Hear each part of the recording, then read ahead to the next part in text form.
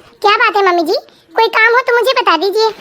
तुझे क्या बता दूं बड़ी बहू, कोई चूल्हे चौकी का तो काम है नहीं जो मैं तुझे बता दूं। अरे ये पढ़े लिखों का काम है जो तुमसे ना हो पाएगा। अरे क्या हुआ भाग्यवान, जरा सोच समझ के बोला करो। अब इसके सामने क्या मुझे सोच समझ के बोलना पड़ेगा? हमारी बहू कोई अनपढ़ नहीं है, 10वीं तक पढ़ाई की है उसने। देखिए सुबह सुबह आप मेरा दिमाग मत खराब करिए, आप अपने काम से काम रखो ना।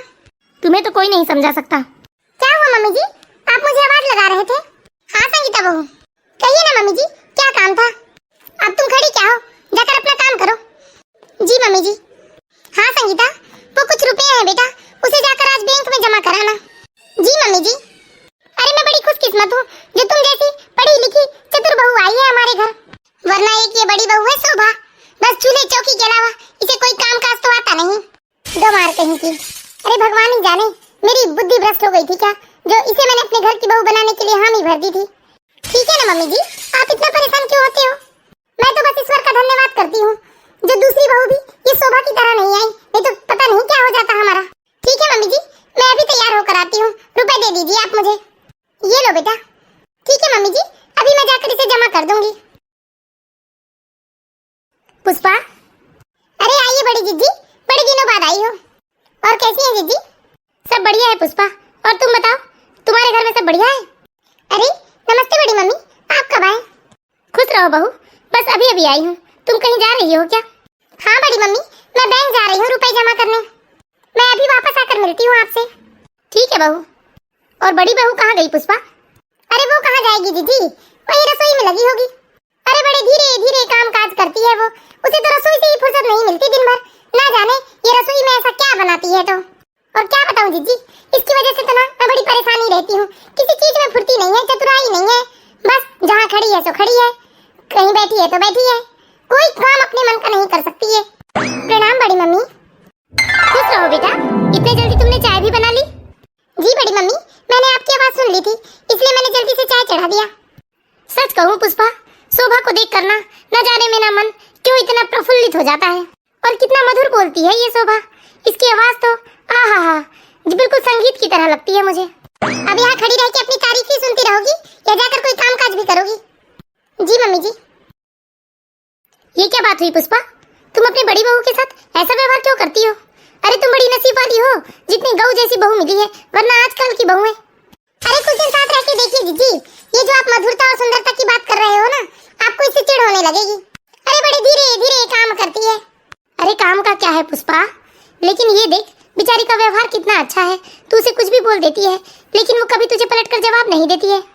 लेकिन जीजी, मेरी छोटी बहू को देखा है आपने संगीता को, कितनी चतुराई है उसके अंदर, घर के काम काज भी उतनी चतुराई से कर लेती है, लोगों से मेल मिलाप, अरे 4 लोगों के साथ उठना बैठना आता है उसे, और ये तो गूंगी गुड़िया बनकर बस बैठी रहती है।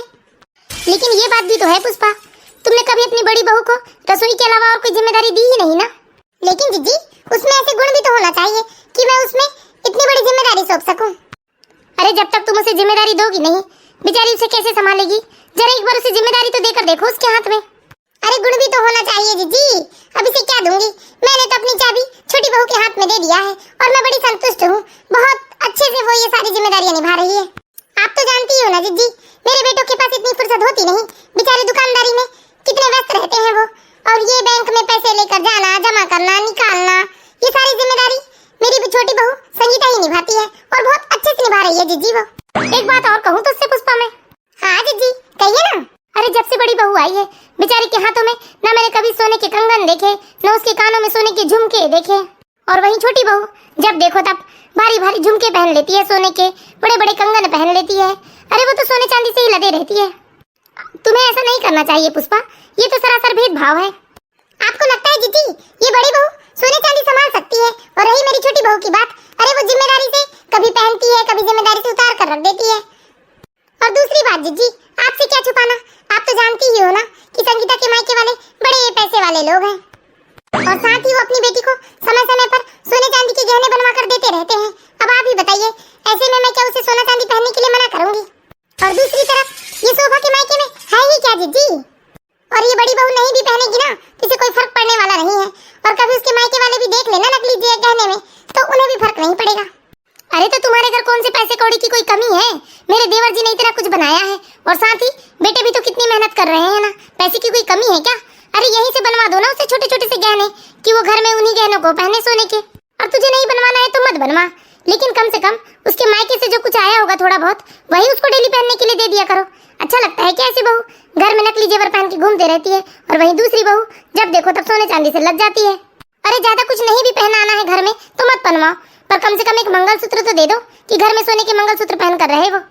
और शोभा के माँ बाप ने भी तो एक आध जेवर दिए ही होंगे ना उसे। हाँ दीदी, दिया तो है नाम करने को सोना, इतना हल्का सा कान का दिए हैं, ऐसा लगता है कभी हाथ ही लगे तो वो टूट जाए। एक वो पायल बनवा के दिए हैं, वो भी ऐसी है कि 4 कदम चलेगी तो घुंघरू झड़की इधर उधर फिक जाएगी। और तो और सगाई में जो मेरे बेटे को अंगूठी पहनाए थे ना, वो अंगूठी भी 4 दिन हाथ में न टिक पाई, इसलिए मैंने सारे जेवर संगीता के हाथ में दे दिए हैं। अब वही संभाल कर रखती है अलमारी में। अरे लेकिन ये तुमने ठीक नहीं किया पुष्पा। ठीक है तुम्हारी मर्जी, तुमने घर की चाबी दे दी छोटी बहू को, लेकिन कम से कम बड़ी बहू के पास उसके चढ़ावे के गहने तो दे दिए होते, क्योंकि उसके वो चढ़ावे के गहने और मायके के गहने में बड़ी बहू का पूरा हक है। एक तरफ तुम छोटी बहू पर आंख मूंद कर भरोसा कर रही हो और वहीं बेचारी बड़ी बहू जो छोटी बहू से 4 साल पहले आई है उससे तुम उसी के गहने लेकर छोटी बहू के हाथ में दे दिए। ये तो बिल्कुल सरासर नाइंसाफी है बड़ी बहू के साथ। देखिए दीदी, भले आपको ऐसा लगता होगा कि मैं इन लोगों के साथ भेदभाव कर रही हूँ, लेकिन मैं इनके साथ कोई भेदभाव नहीं कर रही हूँ। बात सिर्फ इतनी है जीजी कि छोटी बहू ने अपने मायके में खूब पैसा खूब धन दौलत देखा है। अरे वो अपने घर से संपन्न है और वहीं बड़ी बहू गरीबी में पली बड़ी है। मुझे डर लगता है कहीं इसकी नीयत बदल गई तो ये हमसे गद्दारी करके हमारे घर का पैसा सोना अपने मायके ना भिजवा दे, इसलिए मैं उसके हाथ में चाबी नहीं देती और यही कारण से मैं उससे सारे गहने वापस ले लिए। और जीजी ये फैसला मेरे अकेले का नहीं है कि मैं छोटी बहू के हाथ में चाबी सौंप दूं, मेरे बेटे भी यही चाहते हैं कि छोटी बहू के हाथ में रहे चाबी, और आपके देवर जी भी तो यही चाहते हैं, इसलिए दे दिया मैंने छोटी बहू के हाथ में चाबी। और इतना ही नहीं दीदी, मेरी छोटी बहू संगीता इतनी होशियार है कि उसने मेरे बेटों के व्यापार में भी मदद करना शुरू कर दिया है और आपके देवर जी के भी काम में वही मदद करती है।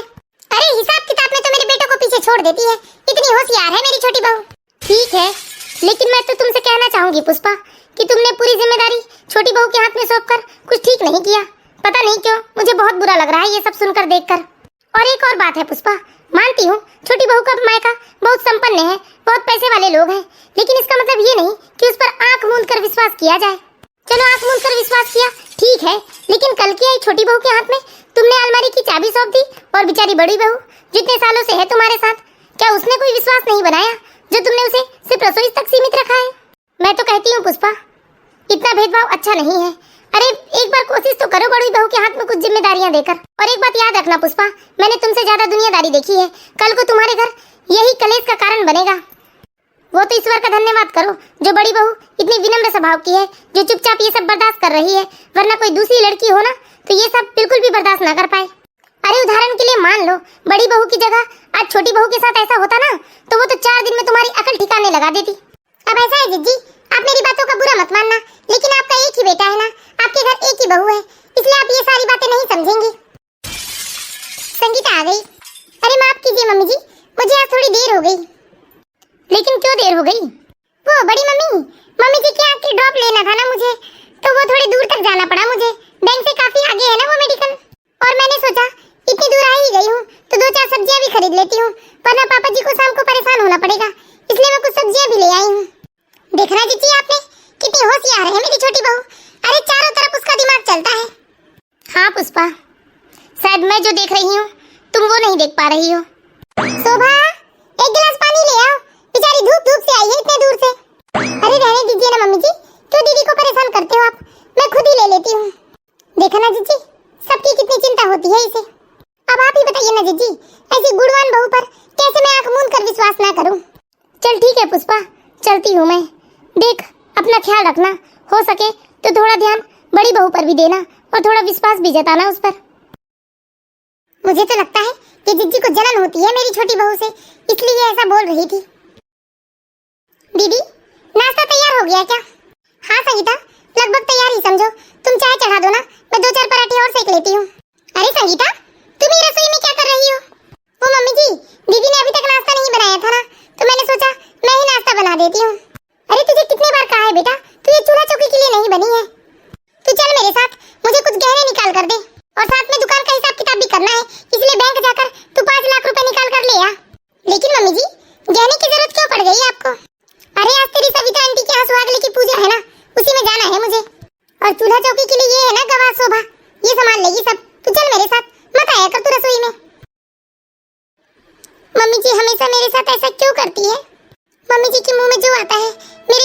बोल देती है। मैंने तो नहीं कहा था ना मम्मी जी से कि आप मुझे अपने घर की बहू बनाइए। कभी मुझे गवार कह देती है, कभी कह देती है कि मैं गरीब घर से आई हूँ, कभी कहती है मेरी औकात नहीं है, कभी कहती है कि तुझ पर विश्वास नहीं है। मैं चुप रहती हूँ, इसका मतलब ये नहीं कि मुझे बुरा नहीं लगता, लेकिन फिर ये सोचती हूँ कि किसी को बता के फायदा भी क्या होगा। अरे मेरा है ये कौन सुनने वाला। मैं तो लड़ झगड़ के अपने मायके भी नहीं जा सकती, वरना मेरी छोटी बहन, उसका क्या होगा। अभी मम्मी पापा को उसकी शादी करनी है और मैं ऐसे जाकर बैठ जाऊँ मायके में तो क्या असर पड़ेगा उसकी शादी पर। अरे क्या हुआ बेटा शोभा? कुछ नहीं पापा जी। आपको कुछ चाहिए था पापा जी? हाँ बेटा, एक गिलास गर्म पानी कर दो। पापा जी मैं आपसे एक बात पूछूं? हाँ बेटा पूछो ना। पापा जी आपको तो पहले से ही पता था ना कि मेरे मम्मी पापा बहुत गरीब हैं, फिर जानबूझकर आपने मुझे अपने घर की बहू क्यों बनाया? संगीता की ही तरह किसी बड़ी घर की बहू लाना था पापा जी आप लोगों को, जिस पर आप लोग आंख मूंद कर विश्वास कर सकते हैं। बेटा शोभा, तुम अपना मन क्यों छोटा करती हो? अरे तुम्हारी सास की बात का बुरा मत मानो, तुम्हें तो पता ही है ना कि वो कुछ भी बोल देती है किसी को भी। अरे बेटा, तुम तो वो हीरा हो जिसकी पहचान हर किसी को नहीं हो सकती। और बेटा मुझे विश्वास है एक न एक दिन तुम्हारी सास को भी तुम्हारी अहमियत समझ में आएगी कि तुम क्या हो हमारे लिए। पापा जी मुझे धन दौलत रुपए पैसे का कोई मोह नहीं है पापा जी, लेकिन मैं बस इतना ही चाहती हूँ कि मुझे सम्मान नहीं देना है तो मत दीजिए, लेकिन कम से कम इस तरह बार बार मेरा अपमान तो मत कीजिए। ठीक है बेटा, तुम चिंता मत करो और अपने आप को दुखी मत करो। ठीक है बेटा, तुम अपने आप को दुखी मत करो, मुझे तुम पर पूरा विश्वास है और साथ ही निखिल को भी। ठीक है पापा जी, मैं आपके लिए अभी गर्म पानी लेकर आती हूँ। अरे नमस्ते समधन जी। अरे नमस्ते नमस्ते, और बताइए कैसे हैं आप? हम तो ठीक हैं। संगीता कहाँ है समधन जी? अरे समधन जी, संगीता तो बैंक गई है रुपए लाने। अच्छा, अरे मैं थोड़ी जल्दी में थी, मैंने संगीता के लिए ये हार बनवाया है तो मैंने सोचा कि अभी सामने तीज त्योहार है तो उसमें पहन लेगी वो, इसलिए लेकर आई हूँ। लेकिन अभी संगीता बैंक गई है तो ये मैं आपको दे देती हूँ। अरे आप रुकिए ना उसके आते तक। नहीं समधन जी, मुझे कुछ जरूरी काम था इसलिए मैं नहीं रुक पाऊंगी। लीजिए समधन जी, ये हार बनवाया है मैंने उसके लिए।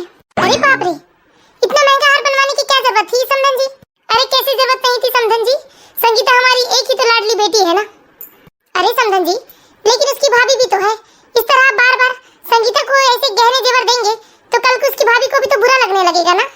अरे काहे का बुरा लगेगा समधन जी, हमने संगीता की भाभी को भी खूब दिया है और हम जब जब संगीता के लिए जेवर बनवाते हैं ना तब तब अपनी बहू के लिए भी बनवाते हैं, तो बुरा मानने वाला सवाल ही नहीं है यहाँ। अच्छा ठीक है समधन जी, मुझे देर हो रही है, मैं चलती हूँ, फिर आऊंगी फुर्सत से। अरे चाय पानी तो पी लीजिए। नहीं समधन जी, फिर कभी, अभी मुझे कुछ जरूरी काम है। जी नमस्ते समधन जी। बाप रे, इतना महंगा हार। शोभा, ओ शोभा। जी मम्मी जी। लो देख लो शोभा, संगीता के मायके से हार आया है संगीता के लिए। जी मम्मी जी, बहुत ही सुंदर हार है ये। मुझे भी पता है ये हार सुंदर है, लेकिन क्या तुम्हें नहीं लगता कि कभी तुम्हारे माँ बाप भी कोई उपहार देकर जाए तुम्हें? मम्मी जी, वाह मम्मी जी, ये किसका हार है इतना सुंदर? बेटा अभी अभी तुम्हारी मम्मी देकर गई है यार तुम्हारे लिए। क्या मम्मी ने दिया है? हाँ बेटा। अरे मैं कितनी बार मना करती हूँ मम्मी को किस तरह बार बार मेरे लिए ऐसे जेवर मत बनवाया कीजिए। अरे मैंने भी तो मना किया बेटा, लेकिन कहती है कि ये तो हमारी बेटी के लिए प्यार है हमारा। अच्छा जाओ बेटा, इसे संभाल कर अलमारी में रख दो। ठीक है mummy ji. Hello, thank you very much mummy. अब मुझे क्यों थैंक यू बोल रही है संगीता तू? तेरे पैसे तेरा हार, मेरा क्या? मैं तो बस तुम्हारे ससुराल तक छोड़ कर आई हूँ। अरे आपकी मदद के बिना तो मैं ये सब कभी नहीं कर सकती ना मम्मी, इसलिए थैंक यू तो बनता है ना। अरे मेरे ससुराल में इतना पैसा है ना मम्मी कि मैं एक एक बार में 10-10, 20-20 हजार रुपए भी ले लूं, 3 लोगों को कानो कान खबर भी नहीं लगेगा। और मम्मी मेरी सास तो मुझ पर अंधविश्वास करती है, इसलिए उन्हें इस बात का कभी भनक भी नहीं लगने वाला कि मैं अपने ससुराल के पैसे को अपने मायके भिजवाकर उन्हीं पैसे से गहने बनवाकर बुलवाती हूँ आपसे।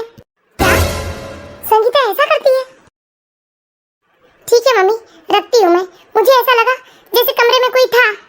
देखो बेटा, हिसाब से बातचीत किया करो, वरना दीवारों के भी कान होते हैं। ठीक है मम्मी, मुझे ऐसा लगा जैसे यहाँ कोई आया था अभी, या हो सकता है मेरा वहम होगा। बाप रे, संगीता इतना बड़ा विश्वासघात कर रही है मम्मी जी के साथ। मुझे ऐसा लग रहा है जैसे मुझे मम्मी जी को ये सब बता देना चाहिए, लेकिन क्या फायदा, मेरा विश्वास कौन करेगा? और मैं होती कौन हूँ इस तरह संगीता की खुशियों को छीनने वाली? यदि उसे ये सब करके खुशी मिल रही है तो हो जाने दो उसे खुश, मुझे क्या करना? अरे मैं कौन होती हूँ किसी को सजा देने वाली?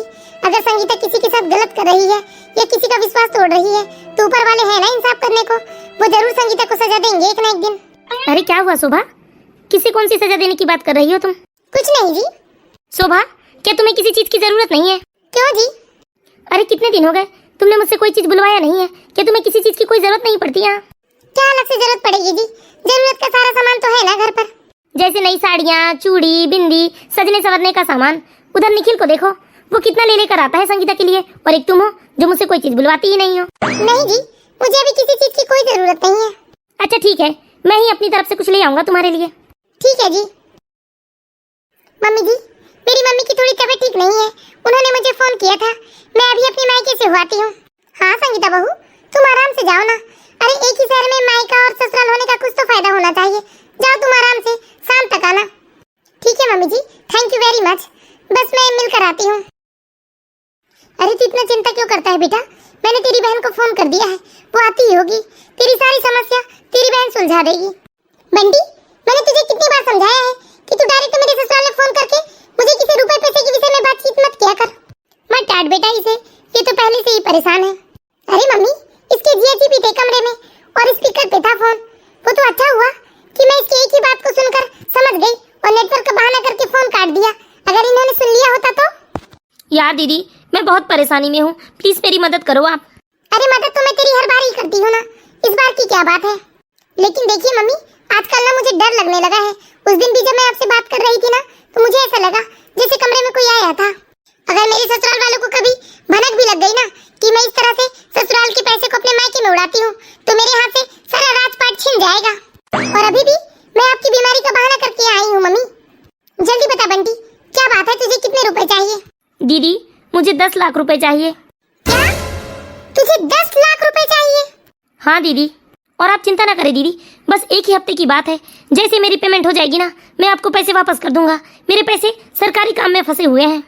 वो सब तो ठीक है बंटी, लेकिन इतने रुपए एक साथ बैंक से निकालना थोड़ा मुश्किल है मेरे लिए। दीदी, सिर्फ मुश्किल है ना, नामुमकिन तो नहीं है। और यदि मुझे 10 लाख रुपए नहीं मिले ना दीदी, तो मेरे 50 लाख का काम डूब जाएगा। और एक ही हफ्ते की तो बात है ना दीदी, जैसे आप रुपए निकालेंगे वैसे ही रुपए आप जमा कर देना। ठीक है बंटी, लेकिन इस बार तो मुझे बहुत डर लग रहा है। हाँ बेटा, सिर्फ एक ही हफ्ते की बात है। ठीक है मम्मी, करती हूँ मैं कुछ। इस तरह से संगीता 10 लाख रुपए बैंक से निकाल कर अपने भाई को दे देती है। आ गई बेटा, कैसी है समधन जी की तबीयत? जी मम्मी जी, मम्मी ठीक है। अच्छा सुनो बेटा, निखिल बोल रहा था उसे व्यापारी को पैसे देना है, तो तू बैंक से जाकर 7 लाख रुपए निकाल के ले आना कल। क्या? कल रुपए देना है? लेकिन मुझे तो पहले बताया नहीं था इन्होंने। अरे उसे भी कहाँ पता था बेटा, वो तो कल एकाएक उसके सेठ का फोन आया था कि वो इधर कुछ काम से आ रहा है, तो सारे व्यापारियों से वसूली करते जाएगा। ठीक है मम्मी जी। हे भगवान, मैंने आज ही अपने भाई को रुपए दिए हैं और मम्मी जी कह रही है कि कल इन्हें पैसे की जरूरत है। हे भगवान, ये सब क्या हो रहा है? मैं अभी मेरे भाई को फोन लगाकर बोलती हूँ कि वो मुझे रुपए वापस दे दे। हेलो बंटी, तू मुझे पैसे वापस दे दे मेरे भाई, मेरे ससुराल वालों को पैसे की सख्त जरूरत है। लेकिन दीदी, मुझे जहाँ रुपयों की जरूरत थी वो रुपए तो मैंने वहाँ खर्च कर लिए, और अभी एक मैं आपको कैसे रुपए वापस कर सकता हूँ? इसलिए मैं तो आपको रुपए एक हफ्ते बाद ही लौटाऊंगा। अभी मैं रखता हूँ दीदी, बिजी हूँ मैं। हे भगवान, अब मैं क्या करूँ? मुझे तो बहुत घबराहट हो रही है। इस तरह से संगीता पूरी रात भर परेशान रहती है, वो सो नहीं पाती है, और जैसे ही सुबह होती है तो उसकी सास उससे कहती है कि जाओ बेटा रुपए ले आओ बैंक से। बेटा रुपए ले आई तुम बैंक से? नहीं मम्मी जी, बैंक तो गई थी मैं, लेकिन बैंक वालों ने बताया कि सर्वर डाउन है, इसलिए रुपए नहीं निकल पाएंगे। इस तरह से संगीता अपनी सास को झूठ कहती है। क्या सर्वर डाउन है? लेकिन मम्मी, मुझे सेठ को रुपए देना बहुत जरूरी है, ये मेरी इज्जत का सवाल है। मैं अभी बैंक में पता करता हूँ और देखता हूँ कुछ समाधान हो पाए तो। अरे नहीं जी, मैं तो गई थी ना पता करने, क्यों परेशान होते हो? थोड़ी देर वेट कर लीजिए, हो सकता है कि कल तक काम हो जाए। अरे नहीं संगीता, रुपए देना आज ही जरूरी है, मैं अभी बैंक से आता हूँ। अरे मेरी बात तो सुनिए। जाने दो संगीता उसे, बैंक में वैसे उसकी बहुत पहचान है, उसे रुपए दे देंगे बैंक वाले। हे भगवान, आज तो गई मैं। अरे क्या हुआ बेटा, तू क्यों इतनी परेशान हो रही है? आ बैठ तू मेरे पास। इस तरह से संगीता की सास संगीता को अपने पास बिठा लेती है, लेकिन संगीता तो अंदर ही अंदर बहुत घबरा रही थी। क्या बात है बेटा, क्यों इतनी चिंतित है तू? जी कुछ नहीं मम्मी जी। संगीता! अरे तुझे क्या हो गया? तू बहू को इतने जोर से क्यों चिल्ला रहा है? मम्मी, संगीता हमसे झूठ बोल रही थी कि ये बैंक गई थी, अभी जब मैं गया बैंक तो पता चला संगीता तो वहाँ आई ही नहीं थी और कोई सर्वर डाउन नहीं है। बताओ संगीता, तुम क्यों झूठ बोल रही थी हमसे? और मैंने बैंक से कुछ जानकारी मांगा तो मुझे पता चला कि कल संगीता ने बैंक से 10 लाख रुपए निकाले हैं। क्या? संगीता, ये क्या सुन रही हूँ मैं? बोलो संगीता, जवाब दो ना, तुमने क्यों निकाले हैं कल रुपए? मुझे माफ कर दीजिए मम्मी जी, मैंने रुपए अपने भाई को दिए मम्मी जी। क्या? तुमने एक बार पूछना जरूरी भी नहीं समझा? मुझे माफ कर दीजिए मम्मी जी, मैंने बहुत बड़ी गलती कर दी। मेरे भाई को रुपयों की बहुत जरूरत थी मम्मी जी, और वो मुझे एक हफ्ते बाद लौटा भी देता, इसलिए मैंने आप लोगों से नहीं पूछा और अपने भाई को रुपए दे दिए। वैसे मम्मी जी, मैं आप लोगों को बताना तो नहीं चाहती थी, लेकिन आज बात खुली है तो मैं ये भी बता देती हूँ कि जो संगीता के मायके से गहने आते थे, वो गहने यहीं के पैसों से आते थे मम्मी जी। क्या? बताओ संगीता, क्या ये शोभा सच कह रही है? जी मम्मी जी, दीदी बिल्कुल ठीक कह रही है। वाह संगीता, क्या खूब सिला दिया है तूने मेरे विश्वास का। देख लिया ना पुष्पा, आज तुमने देख लिया ना पुष्पा अपने विश्वास का नतीजा। हाँ जी, आप हमेशा से ही कहते थे कि मैं दोनों बहुओं में भेदभाव ना करूं, लेकिन मैंने हमेशा इस बेचारी शोभा को न जाने क्या क्या कहा और इस संगीता को अपने पलकों पर बिठा कर रखा, जिसका ये सिला मिला है मुझे। वाह संगीता, क्या खूब खेल रचा है तुमने। अरे हमसे ही पैसे ले लेकर हमें बेवकूफ बनाती रही तुम। हाँ मम्मी जी, सब मेरी ही गलती है, प्लीज मुझे माफ कर दीजिए मम्मी जी। अरे तेरी कोई गलती नहीं है संगीता, सारी गलती मेरी है, जो मैंने तुझ पर आंख मूंद कर विश्वास किया। अरे कितनी बार मुझे जिज्जी ने कहा कि दोनों बहुओं में भेदभाव ना करो, लेकिन मैंने हमेशा भेदभाव किया और उसका नतीजा देख ही लिया आज मैंने। देखा ना पुष्पा, अरे तुमने हमारे घर के असली हीरे को कभी पहचाना ही नहीं। हाँ जी, आप ठीक कहते हैं। शोभा, मुझे माफ कर दो बहू, मैंने हमेशा तुम्हें नीचा दिखाया, मैंने कभी तुम पर विश्वास नहीं किया। मम्मी जी, आप मुझसे बड़ी हैं, आप मुझसे इस तरह से माफी मत मांगिए। मैं बस आप लोगों से इतनी ही प्रार्थना करना चाहती हूँ, मुझे अपनी वाहवाही नहीं सुननी है और ना ही मुझे सम्मान की जरूरत है। बस विनती करती हूँ मम्मी जी कि बस मेरा बार बार अपमान ना करें। और मैं आपसे भी दर्शकों से भी विनती करती हूँ कि कृपया कभी भी अपने दोनों बहुओं के बीच में भेदभाव ना करें। अरे किसी को सम्मान नहीं दे सकते तो ना सही, पर इस तरह से किसी का बार बार अपमान भी ना करें। और ऐसी मोरल स्टोरीज देखते रहने के लिए प्लीज हमारे चैनल बालाघाट की बेटी को सब्सक्राइब करें।